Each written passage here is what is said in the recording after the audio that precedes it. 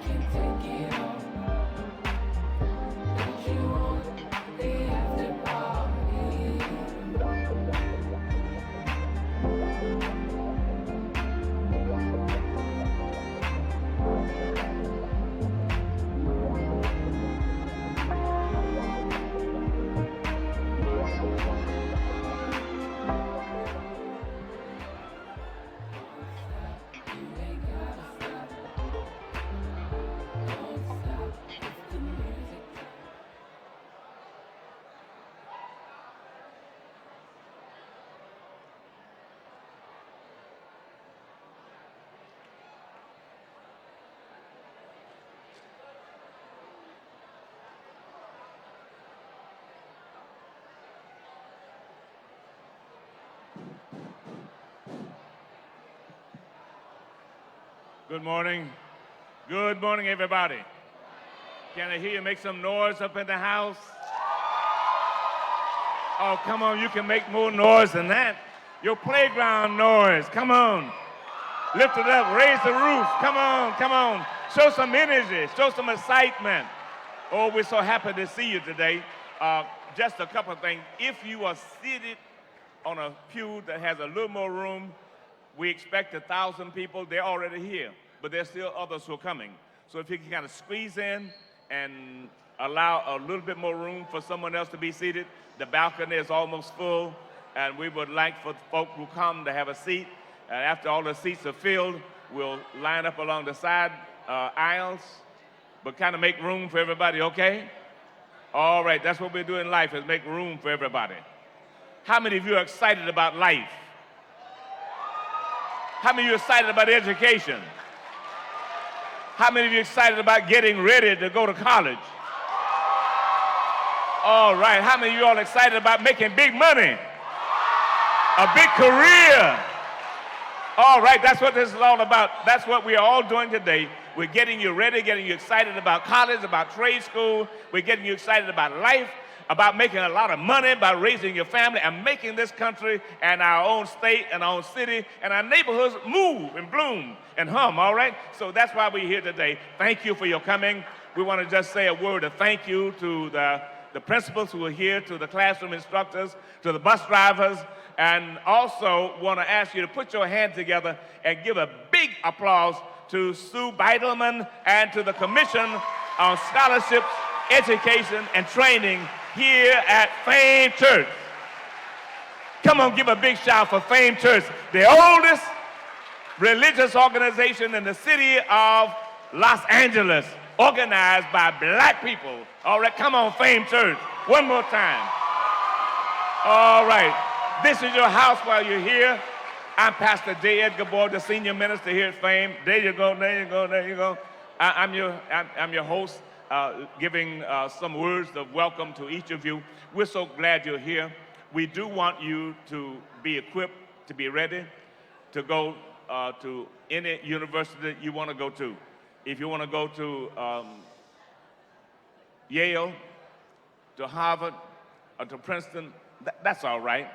But if you want to go to Clark, want to go to Xavier, want to go to Southern, want to go to FAMU, Texas A&M, that's what I'm talking about. We want to get you ready, all right, for a great career in medicine or in finance or in law enforcement or in politics or in engineering, science, all these great careers that are available. So we're here today to say welcome to you.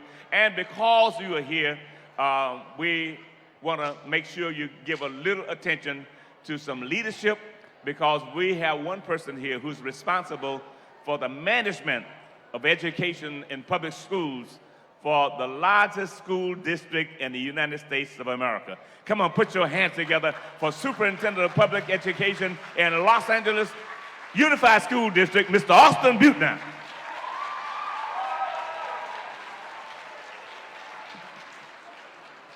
Thank you, good morning. So let's do this a little bit differently to see who's in the house today. Is Dorsey in the house? I can't hear you. Is Crenshaw in the house? How about Washington Prep? Hamilton? Can't hear you, Hamilton. Fremont.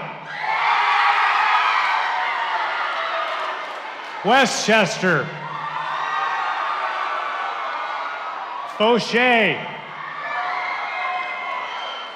Narbonne.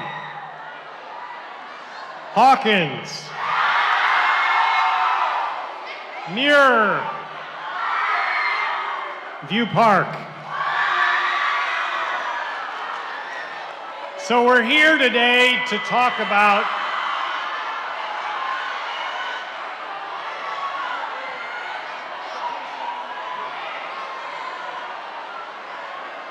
I can't hear. Where are you from?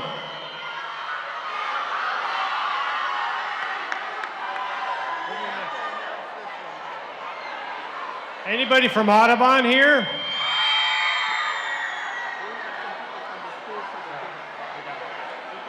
So good morning and welcome. Hamilton, and then there's the School for the Deaf over here, and they want to. What's your name?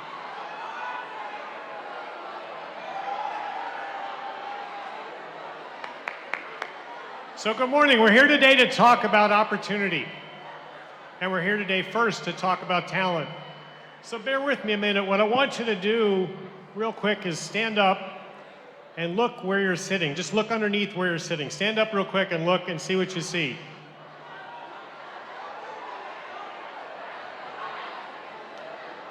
All right, so you can sit back down now. What I think you need to find there is the talent that is in each of you.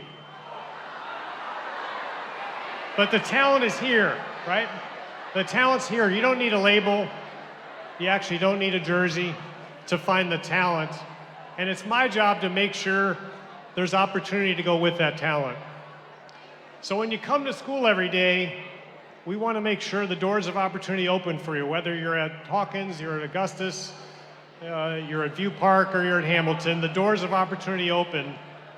But today is a more important step that you need to take, which is to make sure when you go out the back door of school, so the doors of opportunity there today, but when you go out the back door, as the pastor said, it's to find that opportunity in life that you want to have for yourself. And to find that opportunity in life that you want to have for yourself, you have to open your eyes, you have to open your ears, and you have to listen. You have to listen. So who's listening right now? Thank you. So you have to listen to those around you. You have to listen to family, auntie, uncle. You have to listen to Pastor Boyd. You have to listen to the teachers, the counselors, and the others in your schools who have walked the same journey. Because that many years ago, they might have been sitting in the same seat saying, I got all the talent in the world. How do I find my opportunity? So today is a chance to start to find the opportunity. And it begins with believing in yourself. And it begins with making that connection with someone who will help you find that path. So think of today as a chance to listen and learn, but it's on you. It's on you to find that opportunity, and everybody here ringing the room is here to help because we believe in you. We know the talent's there, and we want to help you find that opportunity. So enjoy this day. I hope when you leave today, you're a little bit more inspired to find that opportunity. Know we believe in you. Everyone here wants to help. Enjoy the day. Good luck in your opportunity. Thank you.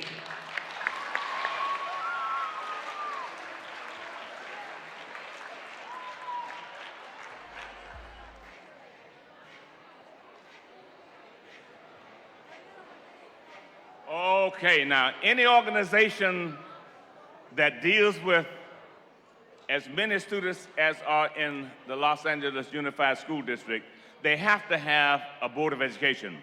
That Board of Education is responsible for providing the facilities your training comes to you in, all the transportation, all the lunches, all the health, all the safety, and all the other matters that help to make sure you get educated and trained well. They are in charge and responsible for instruction, and they are accountable to the state as well as to the nation for how quality of education exists. So come on, put your hands together and welcome this microphone, the incredible Dr. George McKenna, member of the Los Angeles Unified School District Board of Education. Come on, pump it up, pump it up, pump it up. All right, thank you very much. Thank you, Pastor. All right, now, I need your attention. I need your attention, and I'm going to ask that the adults who help these students to come here monitor the rows. I have 4 eyes here. I can see all the way in the back. So I don't need you to interrupt me. I'm an old high school principal. And I worked at many of the schools that you go to now as an assistant principal and so forth and so on. So I don't want you to interrupt me because sometimes in life you get one shot at something. Today you're here because you got one shot at this. to listen to people who know much more than you do about what the future holds for you. But I need to tell you something about me so you know why you ought to listen to me. Not because I'm better than you, I'm just smarter than you. But let me tell you what smart means. There's a difference between being intelligent. You got to give me your attention, son, because I'll call you out. Being intelligent and being smart, two different things. Intelligence is your capacity to comprehend. Smart is how you behave. So there's some very intelligent people in this world who don't do smart things, and they wind up incarcerated, exterminated, and eliminated. So you can be very brilliant and decide you're going to sell dope. You're going to do some other stuff, and you wind up in prison. Very intelligent, not smart. So you not only have to be intelligent, but you have to be smart. And the older I get, the smarter I get. I know more than you do. So stuff that you don't know anything about, I know. So you need to pay attention, because I'm only going to be here one time. When I get done with this, I got to go back to my office. You are here because you are brilliant, and you were selected to come here. You didn't just come here because you're hungry. You're always hungry anyway. And if we feed you at lunchtime, you can go someplace else and eat. That's not why you came here. You came here because we are trying to inspire you and tell you why college is in your future. So your question should not be whether I'm going to college, but where am I going? You can only go to one. So you have people out here that are going to talk to you about what their universities are doing. I am the product of a historically black college. It's called an HBCU. I grew up in New Orleans, Louisiana. I was segregated my entire life. I never had a white classmate until I went to law school and to graduate school. And I'll tell you about that a little later. But all my classmates were like me, black. Can't go anywhere, had to ride in the back of a bus, drink out the colored water fountain, and not sit next to white students. But I got a great education. So I'm a product of the HBCU, and all my university life was segregated. When I played ball, I played 4 sports. We could only play against Southern, Grambling, Tennessee State, Florida A&M, Prairie View, Alabama State, Alabama A&M, so forth and so on. So I understand what it is to be segregated and even oppressed. The one thing that can keep oppression from affecting you for your life is your education. I am the descendant of slaves. My great-great-great-grandfather was a slave, and my great-great-great-grandmother was a slave. They were not married. They were just slaves. My great-great-great-grandmother was assaulted by her male plantation owner. So she conceived a child. It wasn't out of love. It was frankly rape. But that's what a slave was subjected to, a slave female. And they were used to reproduce the product. If some of the slave owners could have reproduced with their cattle, they would have had baby calves. But they couldn't do that. So they used us during slavery, long before you were born, long before I was born, but I know my history. Now, because of that, I have to remind you, because you have to read about this. You don't know anybody today who was a slave, but you know people who are descended from that culture. I'm one of them. Along with taking away our name, our religion, our freedom, the one thing they had to take away from us was our education. Don't give us education. A person could lose their life if they educated a slave. The slave, if he or she got educated, had to pretend that they hadn't been educated, that they couldn't read, because they could lose their life. They become dangerous. So to an oppressive community, and America can be oppressive, depends on who you are and where you live. The more education you have, the more protected you are. And that is why you, as a chosen group, don't act like you're just here because you're young and happy and frisky and all of that, and you're cute on TV. You will be cute only for a period of time in your life. When I was young, I was cute too, okay? When you're young, it's about looking good. When you get older, it's about feeling good, right? So I'm pretty healthy. So I can stand here on 2 legs vertically. I'm not laid out, right? I'm being seen. I'm not being viewed. I'm not in a casket. So pay attention. I'm old enough to be your grandpa. Pay attention. Why are you here? Because others are not, and they are not chosen like you are. You say, why am I chosen? Why not you? Why not you be chosen? Somebody got to choose you. Now, if you don't want to be here, raise your hand and you can leave. Nobody will stop you from leaving. Just walk out of here. Because you're grown enough to say, I don't want to be here. This is not for me. I don't need this mess. This is not mess. This is a time in your life where you will meet people who will tell you about college, and you meet other people who are going to college. Let me give you a piece of advice. One of the best things you can do at your age, find people like you who are going somewhere. Don't hang out with people who are going nowhere. When you hang out with people who are going nowhere, you're going to go there with them. They will take you with them. They're going to work harder at taking you with them than you can possibly work to take them with you. So if you're going to college, talk to people who are trying to go to college. They may not be going to the same college. If you can take them with you, that's fine. Then you got a study mate. You got a classmate who can help you study. You need company to overcome the world. When I was young, the pronoun was we shall overcome, not I. You can try it by yourself. It's better if you go with somebody. I'll give you an example. This was a study done about 30 years ago by a white professor teaching freshman calculus at UC Berkeley. He had all kinds of students in the class from all ethnic groups, and everybody, to get into UC Berkeley, you got to be a smarty-arty. You can't get into Berkeley with low grades and low test scores. So he noticed that his Asian students were doing much better in calculus than the black students were doing. So he says, I've got to figure out why this is. So he followed them when they left class. He followed the Asian students when they went to class, after they left class. And then he followed the black students. And he did this for several days, and he wrote a paper on it. When the Asian students left class, they went to the library, and they studied alone. They studied in a group. When the black students left the class, they went to the library too, but they studied alone. Why were the black students studying alone? Sadly, because that's how they got to Berkeley in the first place. They had to avoid other people in their neighborhoods who want to hang out and act like there's something more important than doing than studying, especially the young men. I played ball in high school. I played 4 sports in high school. That's pretty good, too. The older I get, the greater I used to be. I'm going to tell you about all that, right? I can tell you lies and stories and all that kind of stuff. But the boys will get a lot of pressure. Man, you don't have to make A's. You can hang with the rest of us. You know, you got a D. That's keeping it real, keeping it real. You know what I'm saying? You know what I'm saying? No, yeah, I don't know what you're saying. You don't have any vocabulary. The point is, you have to know who to avoid and what to avoid. I'm not telling you not to have friends, but when they're not studying and they're not doing their homework and act like I just come and make the same excuse in the morning, I didn't do my work. I didn't do my homework. Some of them don't know how to do the homework. They're so far behind by the time they get to middle and high school, it's almost impossible for them to catch up. So the teachers who love you very much are trying to make sure you have an opportunity, don't get left behind. When you make these decisions about when you're going to college, you will make it with a lot of people giving you input. Let me show you something.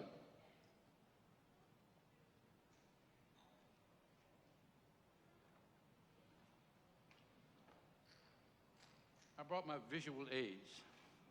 After I left high school, they gave me a hat, funny-looking hat like this. Then I went to college, and I got a bachelor's degree. They gave me one of these.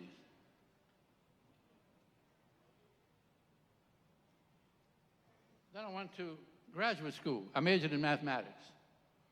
Gave me a second one. Then I went to law school. Sorry. I went and got a doctorate. Somebody called me Dr. McKenna. Gave me another hat. Then I went to law school. They gave me another hat, and I don't know where it is. In my closet somewhere, right? I have some hats. I only got one head. But all the stuff that they taught me is inside of my head. You have to go get yourself some hats. Don't act like when you go across that stage in June. How many seniors in here? Raise your hands. Good number. That's great. That's great. We have some 8th graders in here, too, and some 9th graders. That's great. We expect you to walk across the stage. This is not a wish for you. You have to walk across the stage. Okay? You got to walk across with the diploma in hand. Now, once you get past the diploma, you get degrees. This is a degree. This is a degree. This is a degree. And the other one is a degree, too, that I don't have. I earned degrees. Am I smarter than you? Not then, I wasn't. I was just working hard, playing ball, working hard. Had a job, You might say, I can't go to school, I got to work. You can work and go to school. You live in California. There are community colleges all around here. You can go and go part-time. As long as just keep going. Don't give up on school. You cannot afford to give up. If you give up, then all of the work we did when I was your age, all the jails I had to go to fight for freedom, picketing, refusing to get up at the lunch counter, I went through all of that. People losing their lives. I almost got on a freedom ride. My father wouldn't let me go. And people didn't come back from those freedom rides. I'm in a segregated South talking about going on a freedom ride because I was full of spunk, just like you. I'm ready to go. Some people didn't come back. There are places you don't want to be, and we have to keep fighting against injustice. The strongest way to do it is with an education. So, I'm going to finish up with this.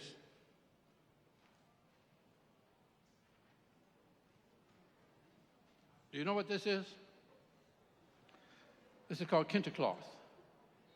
It might be a decoration to others. K-I-N-T-E, Kintercloth. It is an African traditional symbol when someone of either an elder or someone of some status speaks to the community. I'm speaking to you now. You are my people. Whether you be black, white, Latino, Asian, doesn't matter. You're my people. You're our students. There's nothing different about you than anybody else. What's different is how people will treat you when you get out of school, when you go into the world.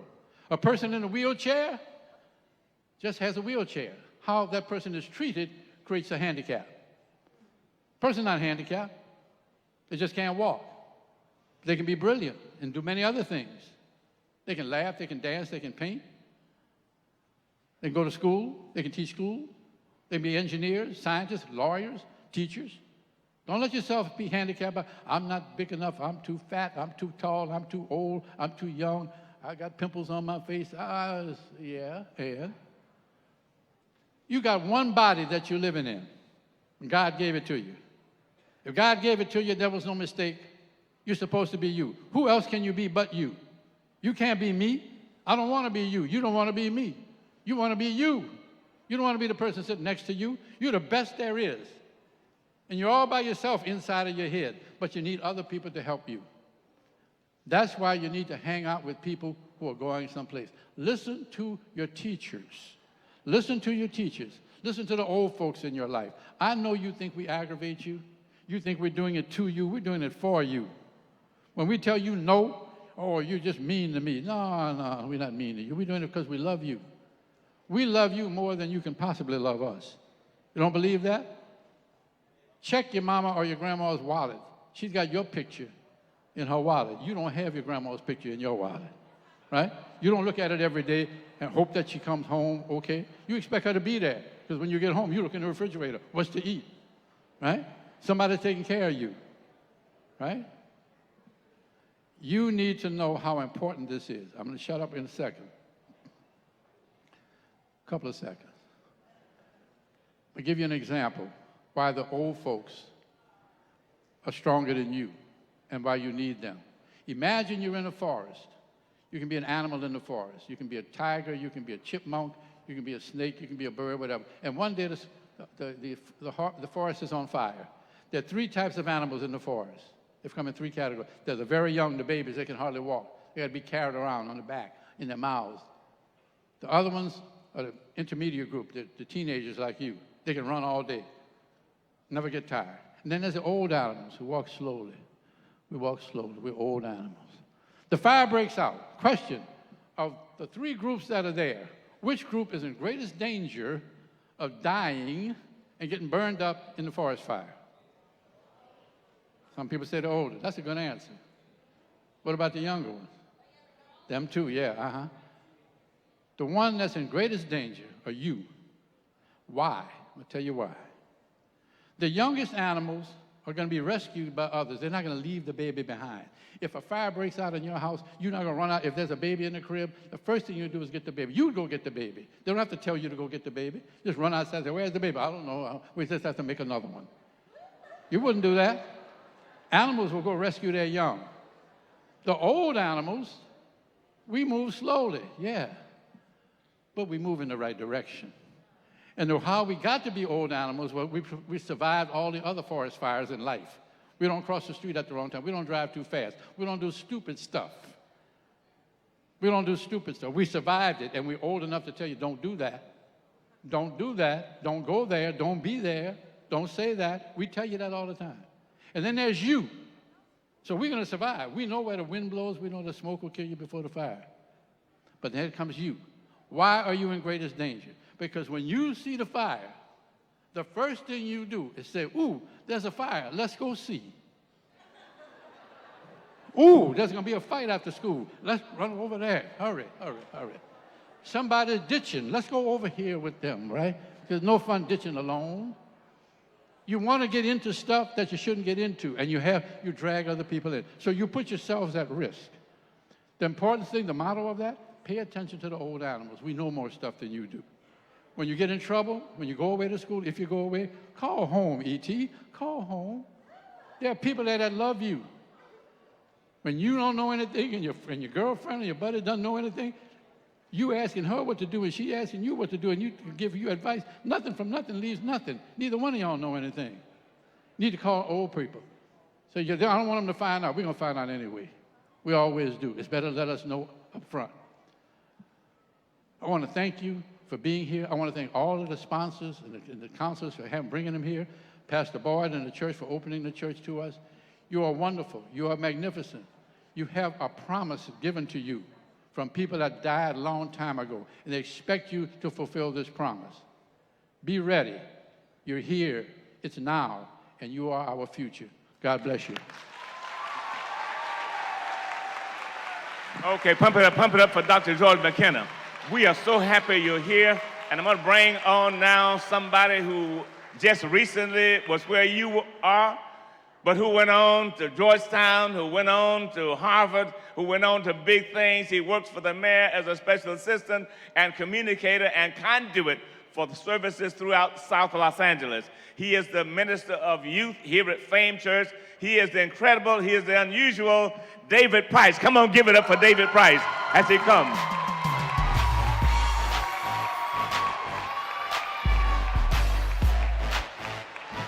All right, check this out. I need y'all to get pumped up, all right? Y'all ready to do this with me? Here we go. Come this way here.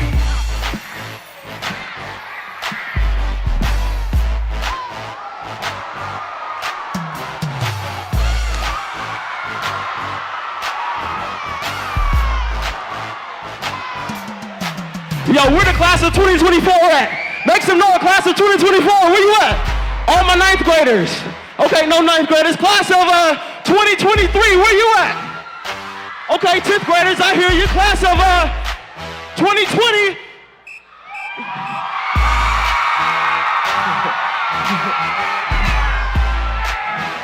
I needed y'all to make some noise for me. You can cut it. Listen, are y'all ready for today? Oh, 2021, y'all want to make some noise too? Class of 2021, where you at? Oh, see, the seniors, they all did y'all. I already knew that. Do it again. Class of 2021, where you at? Oh, she said she a senior. Class of 2020, where you at?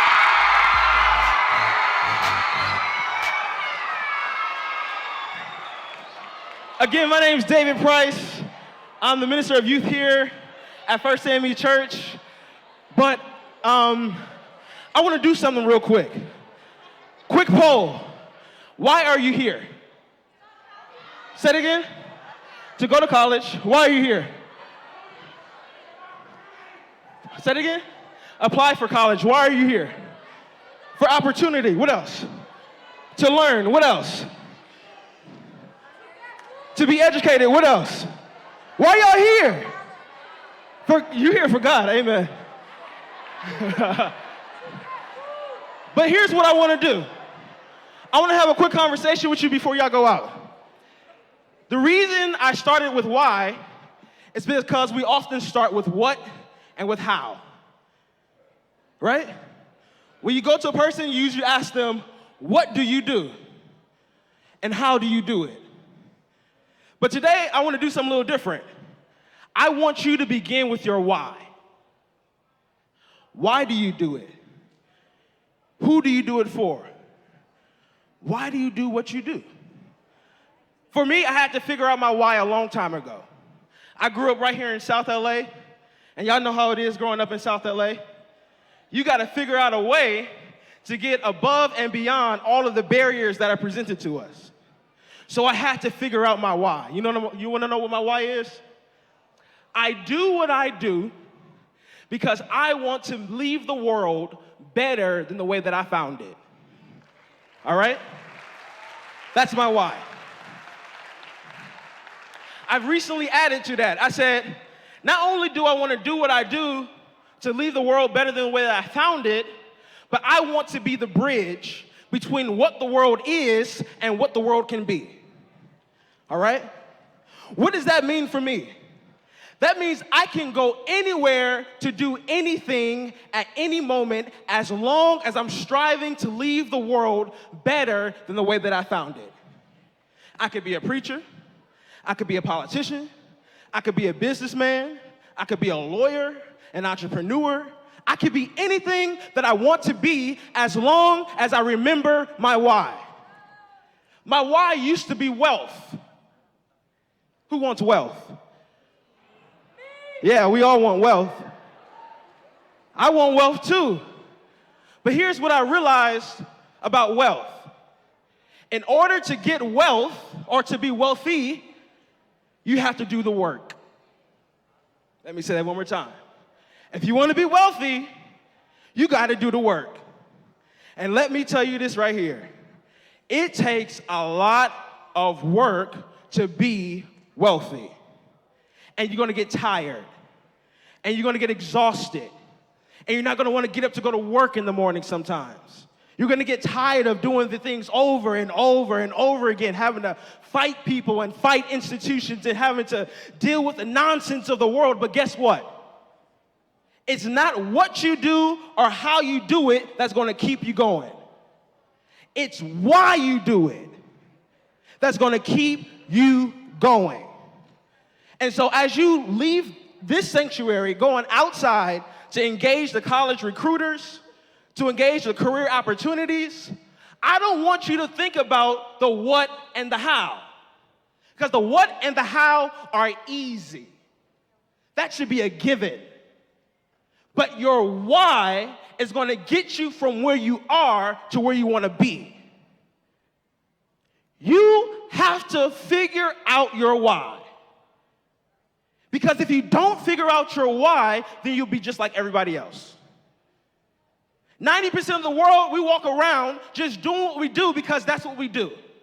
And we don't know anything else beyond it. But you have an opportunity today to not be in the 90%, but to be in that 10%. Who look at the world and they know their why. That's for y'all two up there. Y'all listening?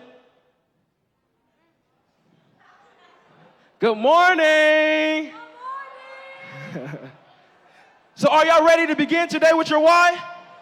Oh, y'all can do better than that. Are y'all ready to begin today with your why? Yo, make some noise if you're ready to begin today with your why. All right, but here's what I really want to do. That song that they played earlier, I didn't dance like I really wanted to dance. So I just need about 10 people, just 10. And all of y'all can stay seated right where you are because after this, Miss Sue's gonna come and dismiss us. I just need 10 people who's not afraid to showcase a little something. Here we go, 1, go 2, 3.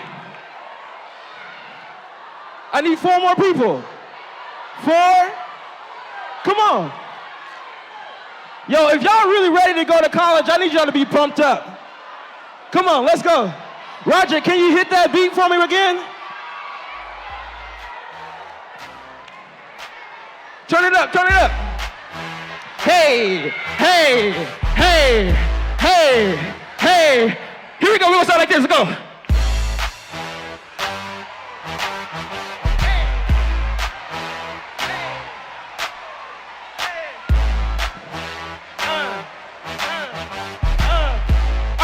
Now y'all do what y'all do. I want to see y'all dance too while they getting their groove up here. Come on, y'all.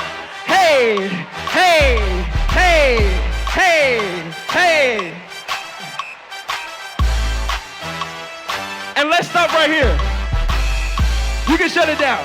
The reason that I did that is because education is supposed to be fun. College is supposed to be fun. And today, you're going to have fun getting the best education that you can possibly have and starting with your why. Thank you all so much. Miss Sue? Y'all can return to your seats. Thank you, thank you, thank you.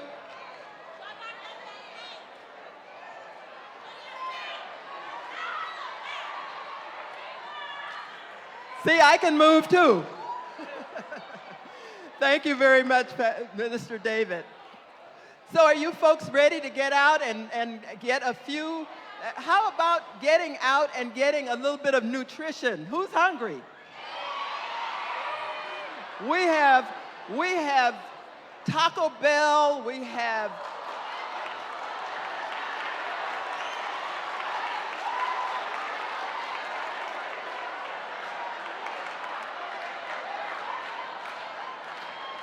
just kidding. We don't have Taco Bell, but we have something that you can eat and that you will be able to enjoy. But what we really do have, can I have a little bit of quiet so everybody can hear? Need everybody to hear me. We don't have Taco Bell, but we have something good for you. We have something good for your stomach, and we have something good for your mind. So that's really important. So let me tell you about the workshops that we have scheduled for you today. We've gotten off to a little bit of a late start. Traffic is horrible, I know. You folks were not able to get here as early as you might have been able to get here if it wasn't for all those cars on the way someplace, probably on their way to work. But anyway, what we're going to do when you leave here, you're going to go out these doors and tell you what, let me go back here. From this row forward, you're going to go out those doors. From this row back, you're going to go out those back doors, okay?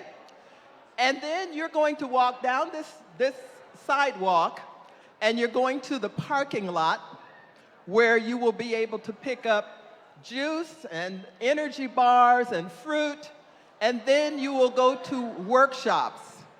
Our workshops will begin at 10:40. It's 10:30 now, so you don't have a lot of time, but you can go straight to the workshops, which might be a good idea, and then come back to the table and get some nutrition. The workshops session 1 will begin at 10:40, and then there's another workshop session that will begin at 11:20. And the third workshop will begin at noon. So we've pushed back the time a little bit for the workshops. Your teachers, how many teachers have a schedule of the workshops? And if you need a schedule of the workshops, they'll have some available to you out here, and there's also a board out there that tells you the workshop schedule. And then, let me tell you, the workshops that we have are fantastic. We have after you clear this building, there will be a workshop in here. The workshop in this building is on vaping. How many of you know about vaping? Vaping is a very serious thing going on right now. So if you are coming to this workshop, once everybody leaves, your group can come back in here for the vaping workshop. There is a workshop on the lower level. Once you go out, go through the parking lot and down the stairs to a workshop that is about funding your college education. That is for high school seniors only. And then we have a workshop on STEM careers, which is across the street.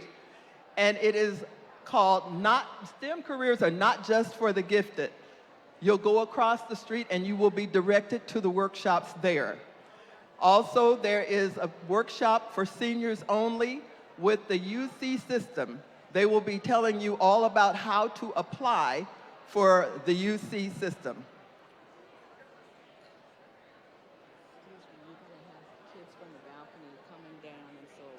Okay. I don't know how they're going to get out, so I don't know Oh, what I okay. have. The balcony. Okay, from the balcony, you will come down and go out the doors that you came in. So therefore, what I told you about the folks coming from this side, we will ask you to wait until the people from the balcony have already come down and then go out, okay? Mrs. Boyd, they will wait until the balcony has emptied. The balcony will come down first. Okay. The people in the choir stand, you will go out the doors you came in. Okay, so from the area that I told you going out first, you'll come out and go out those doors. The folks who are in the back will wait until the balcony is empty. We okay? Okay. All right. So thank you very much, everybody. I'm glad you're here. Thank you very much for coming. And you can now get with your teacher. And here's what I want you to do. Stay with your teachers. Stay with your adults. Do not wander around, okay?